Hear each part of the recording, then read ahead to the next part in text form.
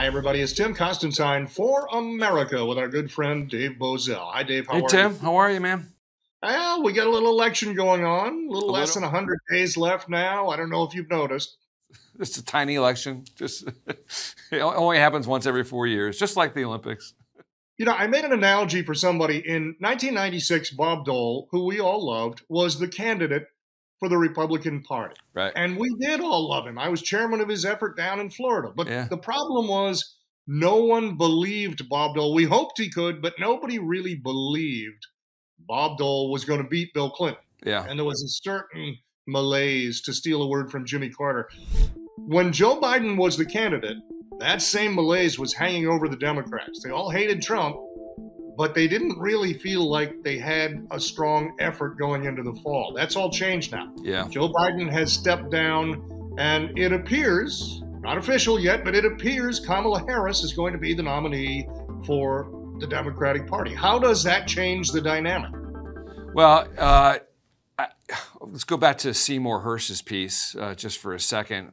He had a really interesting story suggesting that Barack Obama had called Joe Biden and saying that Kamala Harris was prepared to invoke the 25th Amendment. And the headline within the headline was, "How dare Barack Obama interfere with this process and try to force Joe Biden out." I actually think, if I had to put on my my tinfoil hat on for a second, I'm speculating that Kamala Harris was going to play that card herself. That she realized that the Joe Biden campaign was dead on arrival. That she had no chance of winning the 2028 Democratic primary, and so why not take her shot and try to invoke the 25th Amendment and dare the cabinet officials to oppose her, because her political career would have been effectively over. So I actually think that this is how we've ended up here, not because of that Joe Biden woke up one morning and decided to be courageous and patriotic or any of those things. I really do think that his subordinate, his number two, was going to shove him out on her own. Now, that makes her quite formidable on the campaign trail. The reason I say that is this: she has been preparing for this moment for many months. You have really not heard from her. She has not accomplished anything, not only just as vice president, but just her entire career. But this is the moment that she has prepared for her entire life. It's no surprise to me that this rollout has gone off, without much of a hitch.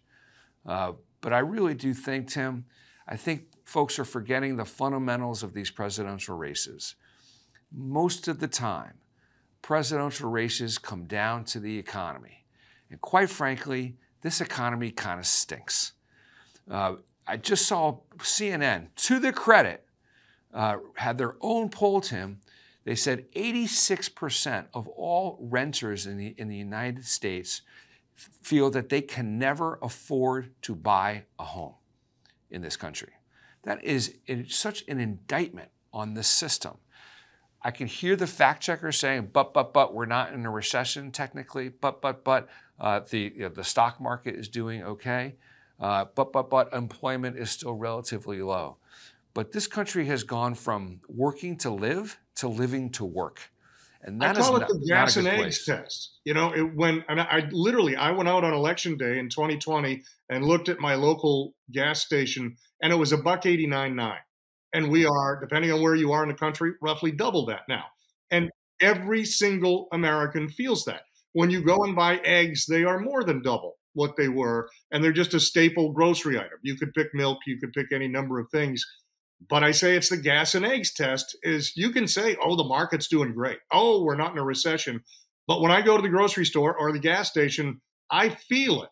I feel it. You feel it. So what about that 25-year-old cop and teacher who are married with 2 kids who do not have a big income and are really trying to get by? It's no wonder most people don't think they're ever going to own a home. No kidding. And I really do think that particularly the Trump campaign has sort of lost sight of that fundamental. I understand that they have to define Kamala, which I agree with.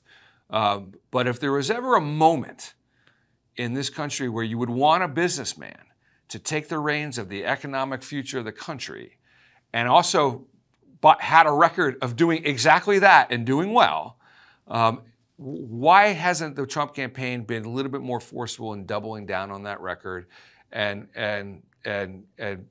promising and articulating how they're going to put more money in people's pockets, how they're going to, millennials have come on as a force to be reckoned with. Millennial voters have come on. Now they're parents, okay? You know how I would pick off some millennials? Is to help them purchase a home.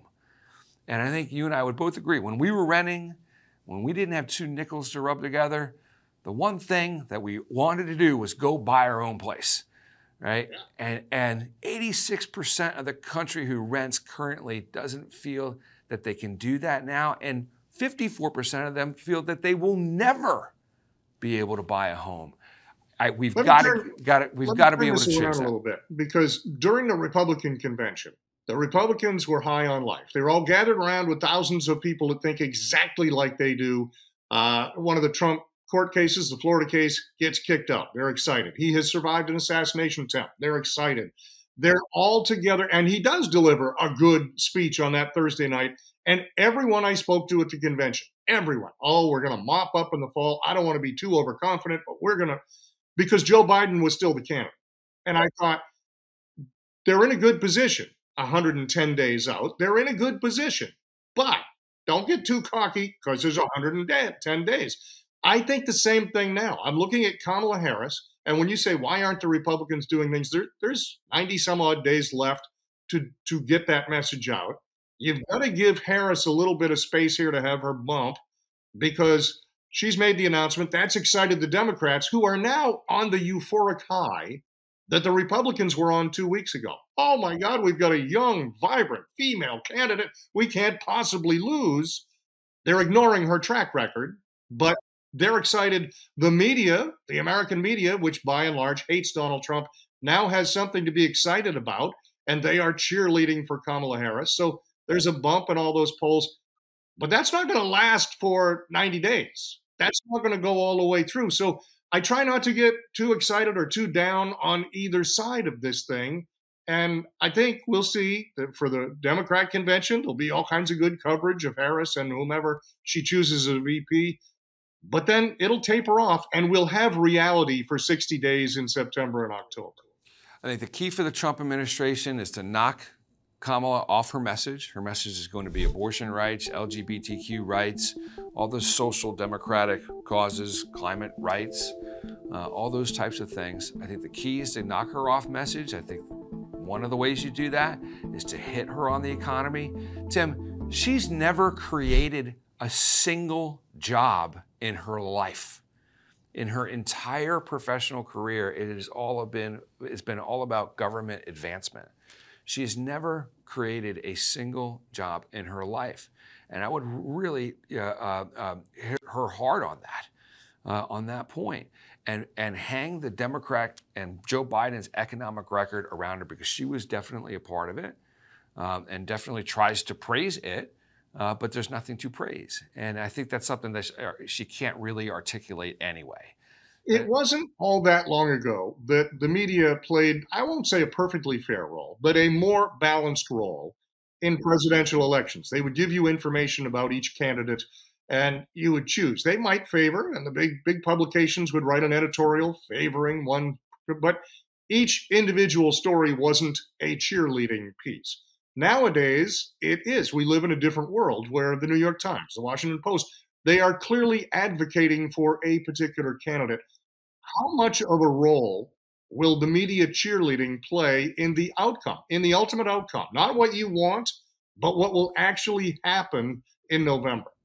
I think it's going to have a huge impact, so long as, if the country believes what the press is telling them, or cannot find good alternative sources of information. This just happened just the last couple of days. Facebook tried to censor the assassination attempt photo of President Trump, basically trying to memory hole that event's existence. If they, just like they did with Hunter Biden's laptop, Media Research Center did a study post-election, did a survey. 1 in 6 voters would have changed their vote. 1 in 6 Biden voters would have changed their vote had they known about the Hunter Biden laptop. And so, yes, I think the media is going to run all the way through the tape, attacking Donald Trump, praising Kamala Harris.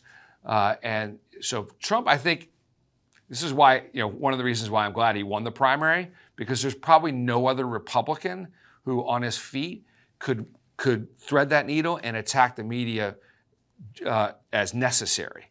Most of the other Republican candidates would say, "Mother, may I please, give me fair coverage."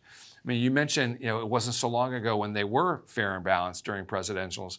I remember in the 2016 primary, they wanted Trump to win, right? I mean, MSNBC had him on the air every morning. I mean, they loved him. So they've just decided that he's, the enemy of democracy and all of those terrible, terrible things. And I think it is imperative that this country finally decide that they are going to push the media aside for once and for all and seek out other alternative sources of information. Right. Final question, and that is, again, I know when you talk factually, but the average American doesn't dig in deep the way you do or I do because we do this for a living. So when they see Kamala Harris and they see a relatively young, vibrant woman, especially if you're a woman in America, we're going to take a closer look at this.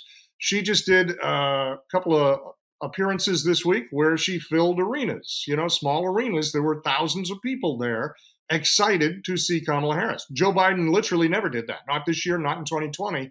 He couldn't draw 60 people. So does the personality, does her, vim and vigor, does that play a role here? And can that carry her for 90 days? I don't think it would carry her if she had to go through a primary process and months of vetting and so on. But in this tiny little window, can that carry her through? Yeah, she benefits from having the convention during the window because everyone's going to be celebrating her. Remember, during the primary, she had this big launch event. I think it was in Central Park, or maybe it was a park in Chicago, but I think it was Central Park in New York. Thousands of people showed up, and she was the bright young star on the scene running for president. And she dropped out before there was a vote cast. Having looked at the polls 4 weeks before Iowa in South Carolina, and her poll numbers were 0.0. But she lasted more than 90 days. That's the crazy part. That is the crazy thing. Tiny little window. Right. There is this window that she can, and this is why I think my theory, just a theory, why she was just going to pull the trigger on the 25th Amendment card. Because she sees this never before, never again opportunity to win the White House. So why not try it? And For America, sorry, David. He is David Bozell. I'm Tim Constantine from the Washington Times. Please come back soon. There's always more to talk about. David, have a good week, my friend. See you soon.